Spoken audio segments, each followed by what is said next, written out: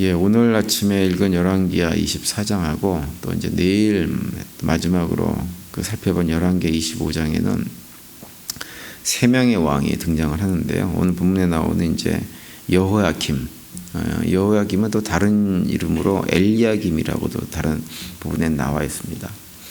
그리고 그의 아들이었던 여호야긴이라고 하는 사람, 그리고 마지막으로는 이제 남왕국 유다의 마지막 왕이었던 시드기야 임금, 이렇게 세 명이 등장을 하는데요. 이 세 명의 왕들은 다 어떤 사람들이냐면 남왕국 유다가 이제 멸망당할 때 그래도 당시 어떤 국제 정세 속에서 자신들의 나라를 좀 안전하게 좀 도모해 보려고 그래도 굉장히 애를 썼던 그런 왕들이지만 결국은 그 모든 노력과 수고가 실패한 왕들로 이렇게 알려진 왕들입니다. 오늘 본문에 나오는 요시야 임금의 아들인 여호야김이라고 하는 사람은 이제 직전의 왕이 누구였냐면 여호아스라고 하는 왕이었는데요. 여호아스는 이제 그 여호야김하고는 또 다른 형제죠. 근데 왕이 먼저 됐는데 이 여호아스 같은 경우는 이제 그 애굽에 의해 가지고 왕이 된 지 석 달 만에 폐위가 됩니다. 그리고 나서 왕이 된 사람이 여호야김입니다. 그러니까는 여호야김은 애굽에 의해서 세워진 어떤 섭정안처럼 그렇게 되어졌던 사람이 이 여호야김이라고 하는 사람이에요. 그래서 당시 이제 국제 정세가 굉장히 복잡했던 것이 애굽도 굉장히 세력이 강했지만 그때 이제 막 시작한 나라, 강력한 힘을 가지고 시작한 나라가 바로 바벨론이었습니다. 그래서 바벨론하고 애굽하고 세계 패권을 놓고 굉장히 많은 갈등 관계가 있었던 그 상황이었고, 이제 당시에 그 두 강대국 사이의 어떤 운명을 결정짓는 대표적인 전쟁을 흔히 갈그미스 전쟁이다 이렇게 많이 얘기하는데요. 그 전쟁을 통해 가지고 당시의 왕세자의 신분이었던 바벨론의 느부갓네살이 애굽의 바로 느고를 갖다가 물리치고 승리를 하게 되었죠. 그래서 그 바로 느고의 군대를 거의 그 시나이 반도 저 서쪽 끝에까지 다 몰아붙여가지고 애굽을 거의 완벽하게 이렇게 좀 점령한 것처럼 이렇게까지 해서 더 이상 애굽이 힘을 쓰지 못하게끔 그렇게 만들어 버리죠. 이제 그렇게 되자 당시 이제 애굽에 의해서 세워졌던 여호야김 왕이 어쩔 수 없이 친애굽 정책을 포기하고 바벨론과 가까이 지낼 수밖에 없는 그런 상황이 되어져요. 그래서 여호야김이 어떻게 하냐면 바벨론에 조공을 바치기로 합의를 하고 이제 다행히 이제 그 남왕국 유다 지역에 큰 전쟁이 일어나지 않은 채로 넘어가게 되어지죠. 3년 동안 열심히 바벨론 왕을 섬겨서 이제 남왕국 유다도 이렇게 좀 안정적인 전쟁 없이 독립적인 자유를 누리면서 지낼 수 있었는데 3년 뒤에는 느부갓네살 왕이 다시 애굽을 그 공격하러 올라옵니다. 근데 이번에는 이제 애굽이 반격이 의외로 좀 강했어요. 그래가지고는 잘 막아냈습니다. 그래서 서로 막 지루한 전투가 막 이어지다가 어떻게 되어지냐면 이번에는 바벨론이 다시 본국으로 철수를 하게 되어져 버려요. 그러니까 원정에서 실패한 거예요. 이제 그렇게 되자 두 왕국 사이에 끼어있던 남왕국 유다의 역할이 굉장히 정치적으로 중요하게 되어졌는데 이때 어떻게 하냐면 바벨론이 후퇴를 하니까 여호야김이 바벨론이 힘이 약해졌구나. 내가 과거에 섬겼던 나를 왕으로 세워졌던 애굽에게 잘해야 되겠다. 이러면서 애굽의 세력을 과신하게 됩니다. 그래가지고 어떻게 하냐면 바벨론에게 바쳤던 조공은 딱 끊어버려요. 그 내용이 오늘 본문 1절의 내용입니다. 여호야김 시대에 바벨론 왕 느부갓네살이 올라오매 여호야김이 3년간 섬기다가 돌아와서 그를 배반하였더라 이렇게 됩니다. 그러니까 바벨론 왕이 올라왔다가 실패하고 돌아가게 되어지자 어떻게 하냐면 지난 3년간 열심히 바벨론을 섬겼는데 그걸 딱 끊어버렸다고 하는 거예요. 바벨론이 이제 남왕국 유다가 그렇게 자신들을 배신했다고 하는 얘기를 듣고 당장 쳐들어오지는 않습니다. 그 대신에 어떻게 하냐면 남왕국 유다 주변에 있던 나라들, 갈대아, 아람, 모압, 암몬 이런 나라들을 이용해 가지고 남왕국 유다를 계속해서 공격하고 힘들게 만들기 시작해요. 그것이 오늘 본문 2절의 내용입니다. 여호와께서 그의 종 선지자들을 통하여 하신 말씀과 같이 갈디아의 부대와 아람의 부대와 모압의 부대와 암몬 자손의 부대를 여호야김에게로 보내 유다를 쳐 멸하게 하시니 이렇게 말씀을 하고 있습니다. 여호야김은 나름대로는 어떻게 하냐면 국제 정세를 잘 읽고 그 상황에 따라서 바벨론에게 조공을 바쳤다가 또는 애굽을 섬겼다가 이러면서 나름대로 자신들의 왕국을 잘 지켜보려고 애를 썼는데 이런 것들이 모두 다 수포로 돌아가고 망하기 직전까지 가게 된 거예요. 오늘 본문 이제 3절 이하에 보면 그러면 왜 이런 상황이 남아국 유다에게 생겼느냐? 그 이유는 두말할 것도 없이 바로 히스기야 임금의 아들이었던 므낫세가 지은 죄 때문이다. 이렇게 오늘 본문이 언급을 하고 있죠. 그 내용이 이제 3절 4절에서 그 내용을 얘기해 줍니다. 므낫세가 온갖 우상 숭배하고 거기에 더해 가지고 무죄한 사람들의 피를 막 흘리고 이런 어떤 죄악을 갖다가 남왕국 유다 지역에 차고 넘치게 만들므로 해 가지고 하나님께서 더 이상 남왕국 유다를 그냥 놔둬서는 안 되겠다. 멸망시켜야 되겠다라고 결정짓게 만드는 이런 일들을 므낫세 임금이 했었죠. 그러고 나서 이제 오늘 보면 6절에 보면 거기까지 얘기를 하고 6절에 갑자기 여호야김이 죽게 되어지는 장면이 언급이 되고 있어요. 그래서 여호야김이 갑자기 죽었다고 하는 얘기는 뭐냐면 이 사람이 암살되었을 가능성을 말씀하고 있는 거예요. 그래서 암살되어 가지고 정상적인 장사도 지내지 못하고 예루살렘 성벽에 버려져 가지고 매장당하는 이런 일들을 여호야김이 겪게 되어집니다. 그 내용이 이제 예레미야서에 이렇게 언급이 돼요. 36장 10절 후반부터 보면 이렇게 돼 있어요.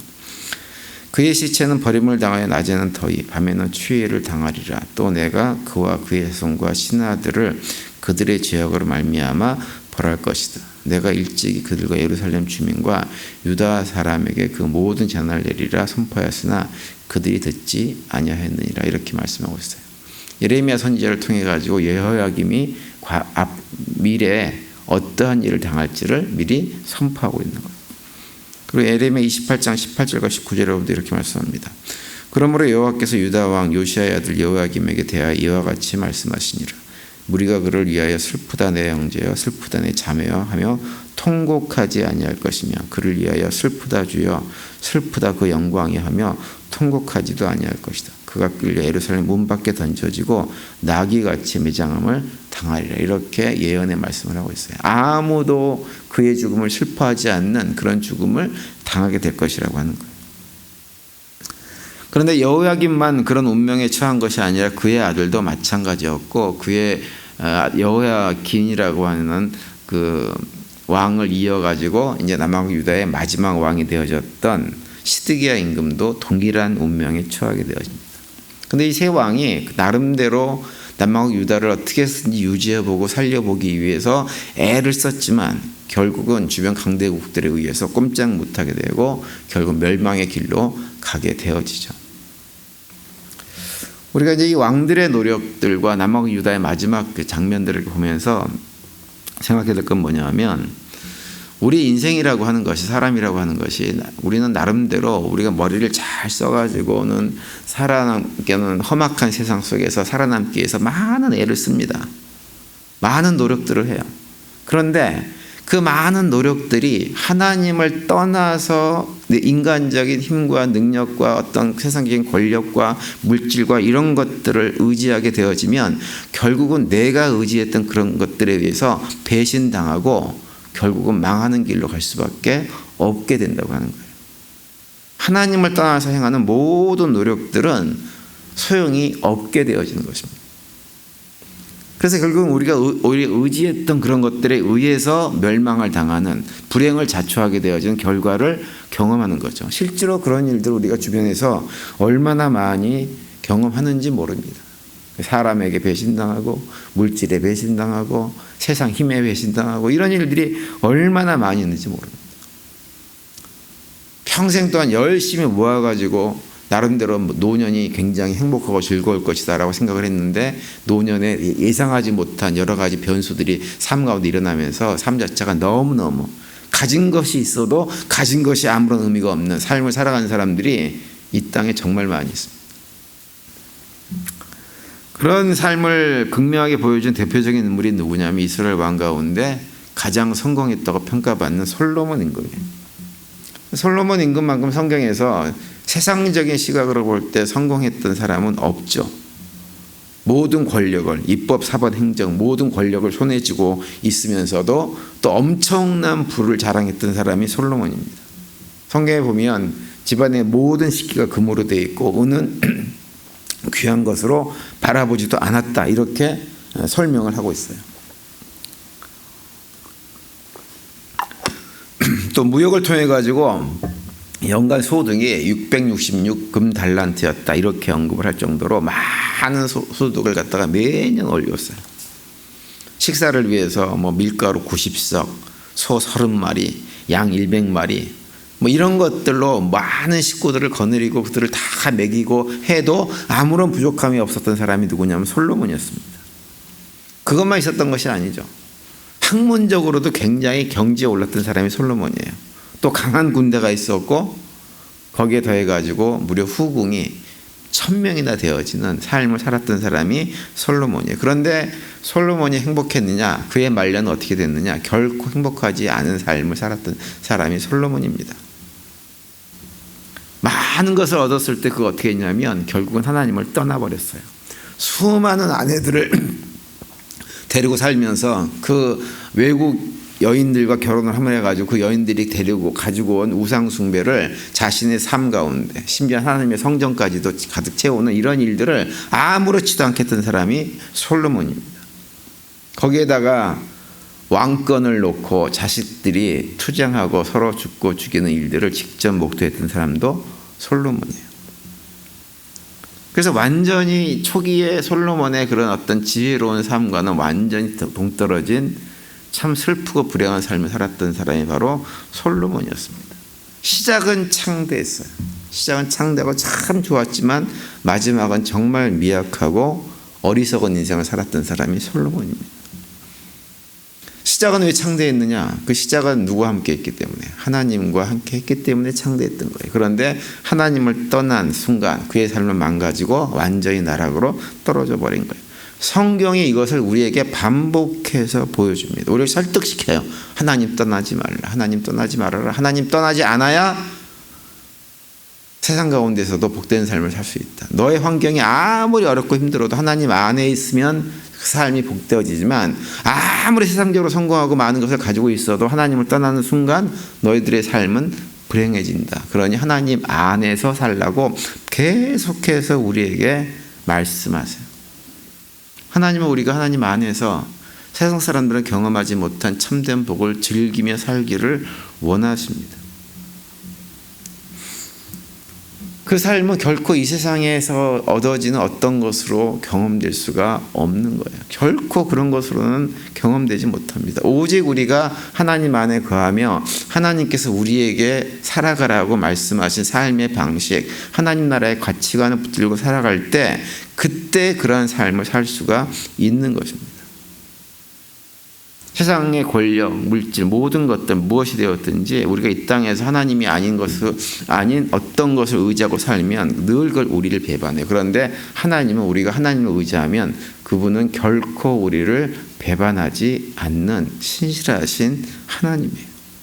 창세로부터 지금까지 그리고 앞으로 영원까지 우리를 사랑하시는 분입니다. 성경은 그것을 반복해서 우리에게 강조하고 있죠. 그래서 신명기 7장 9절에 보시면 이런 말씀이 있습니다. 그런즉 너는 알라 오직 하나님 여호와는 하나님이시요 신실하신 하나님이라. 그를 사랑하고 그의 계명을 지키는 자에게는 천대까지 그의 언약을 이행하시며 인애를 베푸시되라고 이렇게 말씀을 하고 있어요. 하나님을 사랑하고 하나님을 의지하고 살아가는 모든 하나님 백성들에게는 천대까지 언약을 이행하시면서 우리를 지키고 보호하시는 함께 하시는 하나님이라고 하는 거예요. 그 하나님을 의지할 때 우리의 삶이 복된 삶으로 되어줄 수가 있습니다. 따라서 오늘 하루 지내시면서 우리가 처한 상황이 어떤 상황이든지 그런 상황에 끌려다녀서 인간적인 수단과 방법으로 뭔가를 해결해 보려고 안간힘을 쓰는 것이 아니라 우리의 시선을 늘 신실하신 하나님, 우리를 사랑하시되 창세로부터 지금까지 앞으로 영원히 사랑하시는 그 하나님께만 두고 살아가는 복된 하루가 될 수 있게 되기를 간절히 바랍니다. 그래서 그 가운데 주님과 동행하시면서 오늘도 주님께서 우리에게 주실 참된 평안들을 풍성히 누리며 살아가는 복된 하루가 되시기를 간절히 축원드립니다.